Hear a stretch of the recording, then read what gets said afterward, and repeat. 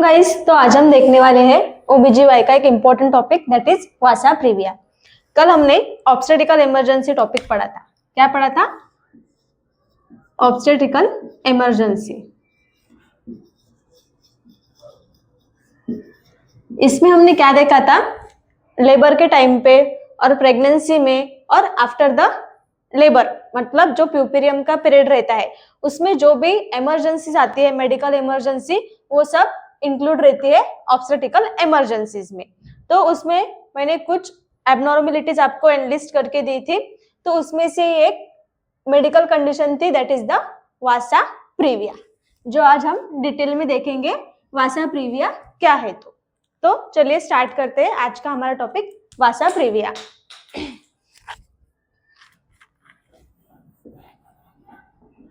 तो सबसे पहले हम उसका मीनिंग देखेंगे। वासा मतलब क्या रहता है? वेसल्स।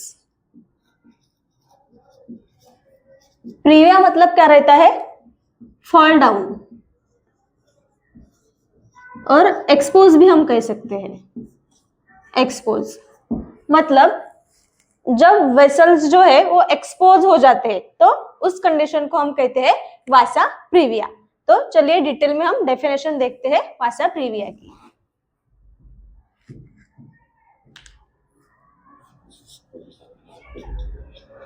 तो वासा प्रीविया क्या है? It is N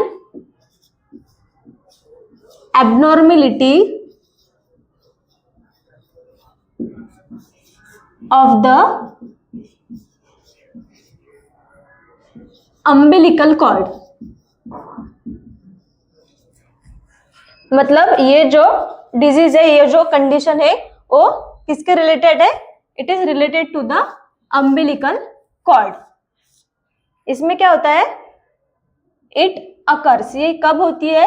it occurs when one और मोर blood vessels of the placenta or umbilical cord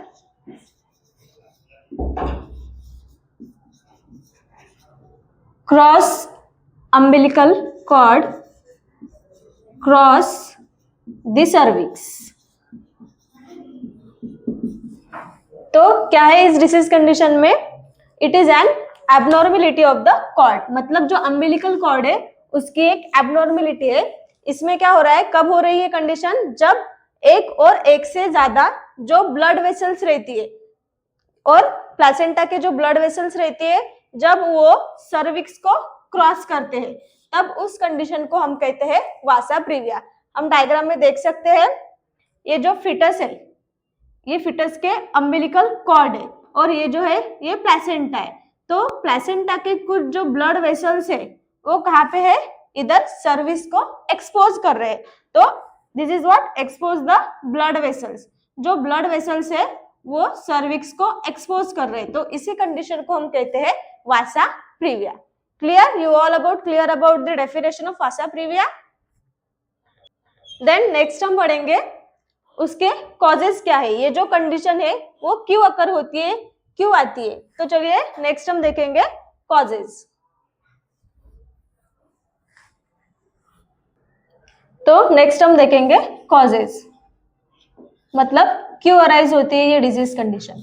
तो सबसे पहले उसका कॉज है velamentous insertion of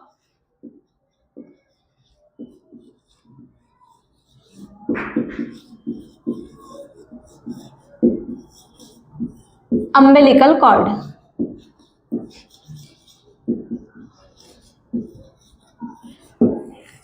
velamentous insertion that means जो कॉर्ड है, यूजुअली नॉर्मली क्या रहता है, जो फिटस है उसकी जो अम्बिलिकल कॉर्ड है वो प्लेसेंटा के इन बिटवीन जो है वो सिचुएटेड रहती है। लेकिन in the condition of velamentous insertion of umbilical cord, इसमें क्या रहता है, जो कॉर्ड रहती है वो एक साइड पे अटैच रहती है। जैसे हम इस डायग्राम में देख सकते हैं, जो अम्बिलिकल कॉर्ड है वो प्लेसेंटा के एक साइड में अगर यहाँ पे अटैच है तो वो वहां से निकल जाने के बहुत ज्यादा चांसेस रहते हैं। तो उसी वजह से वो ऐसे सर्विक्स को क्रॉस कर देते हैं, तो उसके वजह से सबसे ज्यादा जो वासा प्रीविया के चांसेस रहते हैं वो बहुत ज्यादा वहां पे फॉर्म होते हैं। तो this is what the first cause of the vasa previa. Then second is the previous delivery by C section.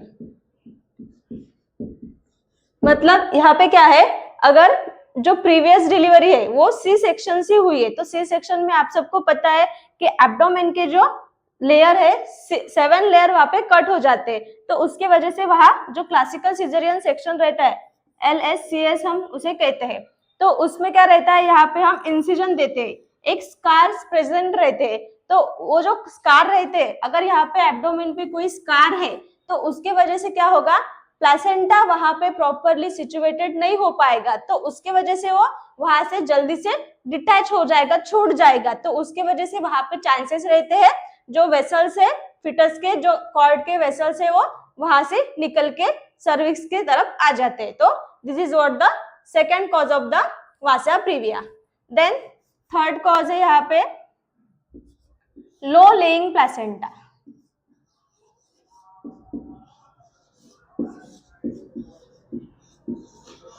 ये एक प्लेसेंटा की एबनॉर्मलिटी है। यहाँ पे क्या होता है, जो प्लेसेंटा नॉर्मली एंटीरियर साइड और हम कहते हैं ऐसे ऊपर की साइड पे अटैच रहता है, लेकिन लो लेइंग प्लेसेंटा में क्या रहता है, ये जो प्लेसेंटा है वो यहाँ पे नीचे के साइड में इम्प्लांट हो जाता है, that is the low lying placenta.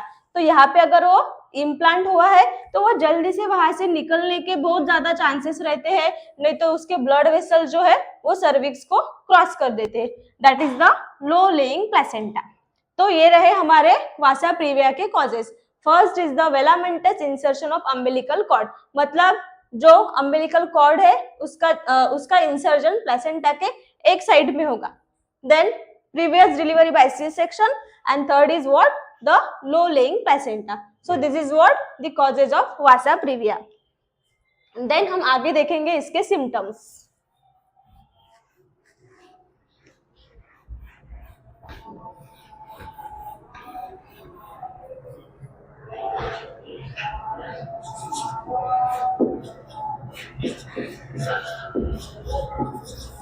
Symptoms, तो सिम्टम्स में हमें क्या देखने को मिलेगा, सबसे पहले जो फिटस का ब्लड है, fetus blood is dark red due to oxygen insufficiency. मतलब क्या होगा, यहाँ पे जो प्लेसेंटा है, आपको सबको पता होगा कि प्लेसेंटा का फंक्शन क्या रहता है, ऑक्सीजन जो है बेबी को ऑक्सीजन पहुंचाना, जो भी वेस्ट प्रोडक्ट है वो रिमूव करना, न्यूट्रिएंट सप्लाई करना। तो अगर इसमें कुछ एबनॉर्मलिटी आ जाए तो उसकी वजह से चांसेस रहते हैं बेबी को प्रॉपर ऑक्सीजन नहीं पहुंचेगा, तो ऑक्सीजन का सप्लाई अगर कम हो जाएगा तो उसकी वजह से बेबी का जो ब्लड है वो ज्यादा डार्क रेड होने के चांसेस रहती है। देन सेकेंड रहेगा पेनलेस वजाइनल ब्लीडिंग।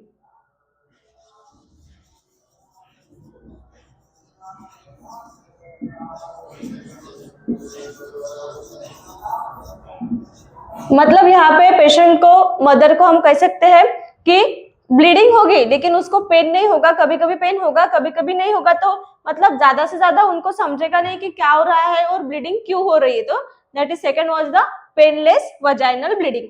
तो ये दो सिम्टम्स है, फिटस में दिखेंगे हमको डार्क रेड ब्लड कलर हो जाएगा due to the insufficiency of the oxygen. Then vaginal bleeding दिखेंगी हमें मदर में। तो this is what the symptoms of the vasa previa. Then diagnosis, मतलब जब हम डायग्नोस्टिक इवैल्यूएशन करेंगे, डायग्नोसिस करेंगे, तब हमको क्या देखने को मिलेगा वो हम देखेंगे।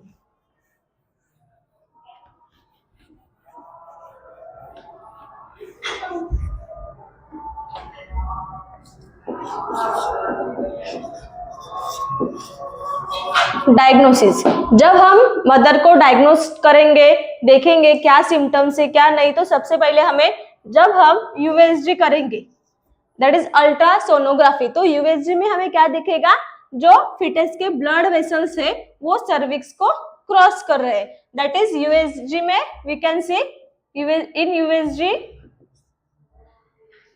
Cross the cervix. In USG हमें क्या दिखेगा, जो ब्लड वेसल्स है, जो अम्बिलिकल कॉर्ड के वेसल्स है वो सर्विक्स को क्रॉस करते हुए दिखेंगे। देन नेक्स्ट हमें दिखेगा वजाइनल ब्लीडिंग। वहां पे हमें वजाइनल ब्लीडिंग दिखेंगे। जब हम उसको डायग्नोस करेंगे, इवेलुएट करेंगे तो वजाइनल ब्लीडिंग दिखेगी। Then fetal bradycardia.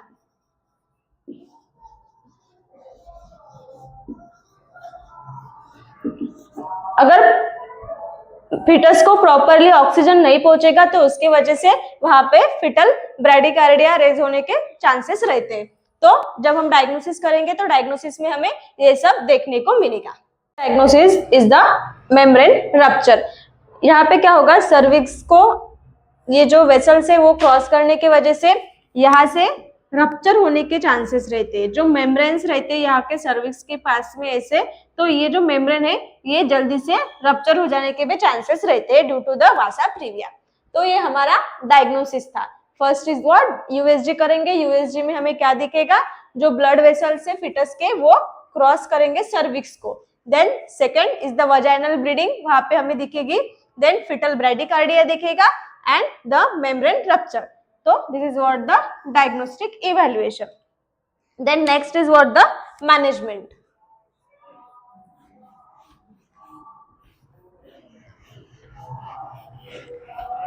तो मैनेजमेंट में हम देखेंगे, मैनेजमेंट में हम देखेंगे सबसे पहले एंटीपार्टम मैनेजमेंट।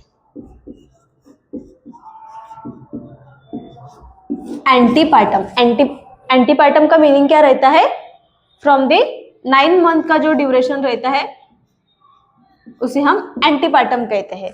देन इंट्रापार्टम रहता है एक, इंट्रापार्टम में ड्यूरिंग लेबर 9 मंथ मतलब प्रेगनेंसी भी कह सकते हैं।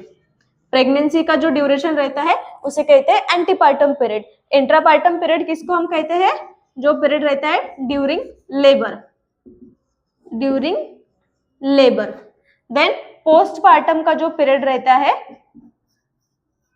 वो रहता है आफ्टर डिलीवरी, डिलीवरी के बाद में अप टू द 6 वीक्स,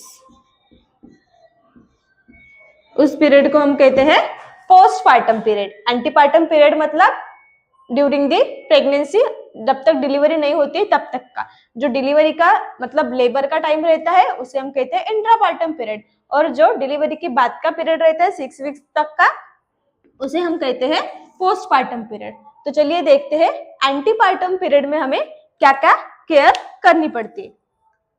तो सबसे पहले एंटीपार्टम पीरियड में अगर हमको कुछ मतलब वहां पे डेंजरस साइन मिलती है, जैसे कि कुछ उसका प्रीवियस सी सेक्शन है तो उस टाइम कुछ एबनॉर्मेलिटी अगर आई है, देन अगर वजाइनल ब्लीडिंग हो रही है और कुछ ऐसे हमें कॉजेज वहां पे देखने को अगर मिले, जैसे कि वेलामेंटस इंसर्शन ऑफ द प्लेसेंटा है जो हमने देखे हैं कॉजेज में, तो ये सब अगर हमें पता है कि कुछ ना कुछ एबनॉर्मेलिटीज वहां पे है तो सबसे पहले हमें क्या करना पड़ेगा, जो मदर है उसको ऑब्जर्व करना पड़ेगा। Observe the mother closely for any signs of vasa previa. तो हम जब तक पेशेंट को क्लोजली ऑब्जर्व नहीं करेंगे तब तक हमें नहीं पता चलेगा कि कंडीशन क्या है। तो सबसे पहले हमने क्या किया है, यहाँ पे पेशेंट को प्रॉपरली ऑब्जर्व किया है for any signs of the vasa previa. Then next हमें क्या करना पड़ेगा, अगर हमें ऐसे कुछ साइंस वहां पे अगर मिले तो हमें पेशेंट को हॉस्पिटलाइज करना पड़ेगा। Hospitalised the mother eight 32 weeks. 32 weeks के ड्यूरेशन में हमें मदर को वहां पे एडमिट करना पड़ेगा टू सी एनी कॉम्प्लिकेशंस, क्योंकि अगर इसको हमने प्रॉपर टाइम पे ट्रीट नहीं किया तो उसकी वजह से बच्चे की जान जा सकती है और मदर को भी कॉम्प्लिकेशंस आ सकते हैं। तो इसी वजह से हमने क्या किया, यहाँ पे जो मदर है उसको हॉस्पिटलाइज किया है। देन नेक्स्ट हमें क्या करना है,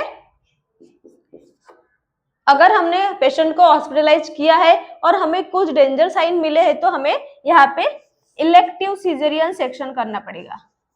व्हाट? Elective caesarean section. तो इलेक्टिव सीजरियन सेक्शन क्या रहता है?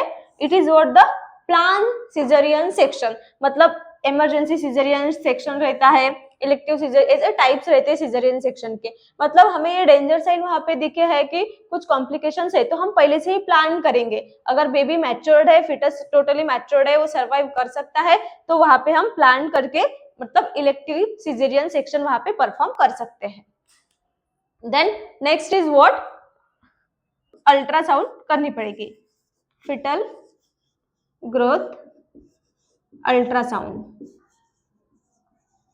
जैसे कि हम अभी देख रहे हैं इस कंडीशन में फिटल ब्रैडिकार्डिया होने के बहुत ज्यादा चांसेस रहते हैं, क्योंकि प्लेसेंटा की तरफ से फिटस को प्रॉपर ऑक्सीजन अगर नहीं पहुंचेगा तो उसकी वजह से जो फिटस है वो ब्रैडिकार्डिया में जा सकता है because of the oxygen insufficiency. तो उसी वजह से हमें क्या करना पड़ेगा, time to time fetal growth का अल्ट्रासाउंड करना पड़ेगा, either the fetal is totally good and well. तो ये सब हमें एंटीपार्टम पीरियड में करना पड़ेगा, जब जो मदर है प्रेग्नेंट है तब। Then next is the intrapartum. Intrapartum period में हमें क्या करना है वो हम देखेंगे। इंट्रापार्टम,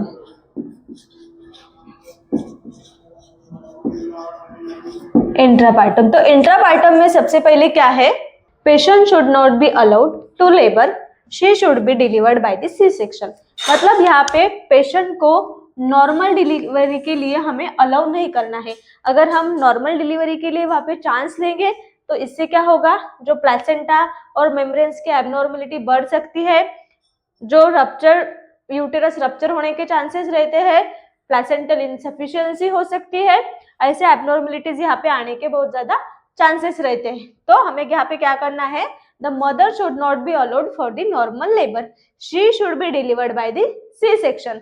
वहां पे हमें इलेक्टिव सिजेरियन सेक्शन ही परफॉर्म करना है। Then next is what? Delaying delivery until 36 weeks increase the risk of the membrane rupture। अगर हमने यहाँ पे वेट किया अप टू द 36 वीक्स तक डिले किया हमने अगर डिलीवरी को, तो उससे उसकी वजह से क्या होगा, जो मेम्ब्रेन से वो रप्चर होने के चांसेस रहते हैं। तो इसीलिए हमें क्या करना है, यहाँ पे इलेक्टिव मतलब प्लानिंग करके जल्दी से जल्दी 36 वीक्स तक जो डिलीवरी है वो करनी है by the C section. Then next is what? Care should be taken to avoid the incising the fetal vessels at the time of C-section। मतलब जब हम सीजरियन सेक्शन कर रहे हैं तो सीजरियन सेक्शन के टाइम हम जब इंसिजन देंगे, यहाँ पे कट करेंगे जो लेयर्स है वो, तब यहाँ पे जो प्लेसेंटा के जो लेयर्स रहते हैं मतलब अम्बिलिकल कॉर्ड्स के वेसल्स जो है वो कट हो जाने के चांसेस रहते हैं। जो लेयर है हम एब्डोमेन की लेयर जब कट करते हैं, यूटेरस की लेयर जब हम कट करते हैं, तो उस टाइम्स जो कॉर्ड के जो मतलब जो सर्विक्स को क्रॉस किए हुए जो वेसल्स है वो भी कटने के बहुत ज्यादा चांसेस रहते हैं। तो इसीलिए हमें यहाँ पे ध्यान देना है कि सिजेरियन टाइम के बाद मतलब सिजेरियन टाइम के बाद कि जो वेसल्स है वो कट नहीं होनी चाहिए। Then next is the if vasa previa recognised during labour. मतलब हमें पहले पता नहीं था कि वासा प्रीविया की कंडीशन है, लेकिन at the time of labour हमें ये पता चला कि यहाँ पे वासा प्रीविया की कंडीशन है, तब हमें क्या करना है, in an undiagnosed patient she should be delivered by the urgent C section. जब हम पीवी करेंगे तब हमारे हाथ को लगेगा वहां पे कुछ ना कुछ मतलब ब्लड वेसल्स है, ऐसे कुछ फील होगा, तो जल्दी से जल्दी हमें क्या करना पड़ेगा, वहां अर्जेंटली मतलब इमरजेंसी सिजेरियन सेक्शन करना पड़ेगा। और सिजेरियन सेक्शन करने के बाद we have to examine the placenta to confirm the diagnosis. हमें प्लेसेंटा को प्रॉपरली हाथ में लेकर एग्जामाइन करना है, ब्लड वेसल्स देखने हैं, आर्टरीज देखनी है, वेन्स देखने हैं, प्लेसेंटा पूरा बाहर आया कि नहीं वो सब देखना है और डायग्नोसिस कंफर्म करना है whether the condition is for the vasa previa. तो this is what, this is the management during the intrapartum period. Then next is what, management during the postpartum period. Postpartum care में हमें क्या करना है, same जैसे कि हम care provide करते हैं सिजेरियन सेक्शन में पोस्टपार्टम केयर, तो जैसे हम सी सेक्शन में यूजुअली मदर की केयर प्रोवाइड करते हैं उसी तरह उसको केयर प्रोवाइड करना है, साइकोलॉजिकल सपोर्ट देना है और रेगुलर फॉलोअप के लिए हमें उसे बुलाना है। फॉलोअप बहुत ज्यादा इंपॉर्टेंट रहता है एंड रेगुलर केयर वहां पे प्रोवाइड करनी है as like the C section delivery. Then हमें फिटस को वहां पे प्रॉपरली ऑब्जर्व करना पड़ेगा, फिटस ऑब्जर्वेशन वहां पे करना पड़ेगा। तो ये सब हमें पोस्टपार्टम केयर में वहां पे मदर को देना पड़ेगा। एक तो सबसे पहले रेगुलर चेकअप एज लाइक और regular care as like a C section, follow up के लिए बुलाना है, देन फिटस की प्रॉपर और क्लोजली वहां पे ऑब्जर्वेशन करना है हमें। तो this is all management of the postpartum period in the condition of vasa previa. तो आज हमने वासा प्रीविया के डिटेल में यहाँ पे कंडीशन देखी। Thank you.